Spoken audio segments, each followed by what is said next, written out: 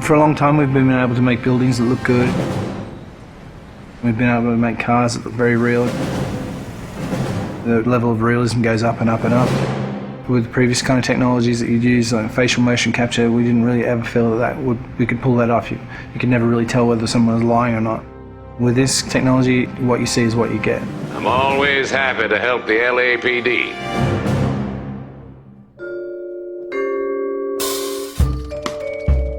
We started research on it about 5 years ago. Back then, only research groups were really doing it, this kind of 3D mesh generation from optical cameras. We thought that there might be some application for what we were doing, and this story is a detective story, so the believability of the actors' performances is key to gameplay. That's one of the key strengths of our system. We can actually see all the subtle features that animation traditional ones just can't do. Cole Phelps, traffic. What have we got? It's really acting a scene in two parts, the motion capture and then the motion scanning. The motion capture captures all the body movements and where people look, so it gives you all of the eye lines. Regulator valve. Good find. Then we move over to this studio where an actor would typically go into makeup in the morning and then have their hair done in a 1940s hairstyle.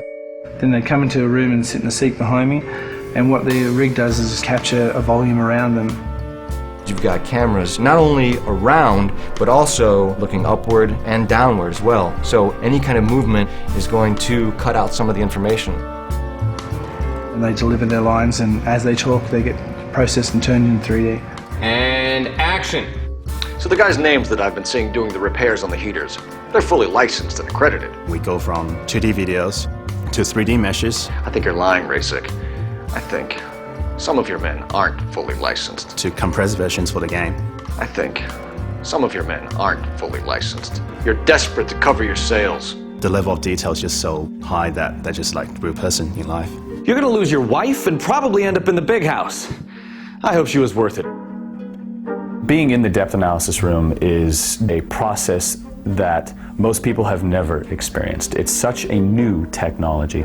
It's a constant close-up is what it is, but it's a close-up from 360 degrees. There's something pretty special about knowing that you will be recreated, but in another type of form. I saw myself today. Blow it off, Cole. These artsy-fartsy types always get a little flighty. It's me. LAPD, drop the weapon! Hey, you think I'm some kind of nut job? What proof have you got? A big theme of this game is dishonesty and to detect when people are lying. You couldn't have done that in the past. Why are you lying to me, Varley? The better you are at reading people, the more things it'll reveal, and the story goes different ways if you do that. The only way you're going to get rid of me is to give me an answer. You're out of your depth here, detective, and you're asking the wrong questions of the wrong people. Having this realism really helps. You're literally talking to that person and then seeing how they behave by asking questions. Why did you kill Mrs. Terrellson?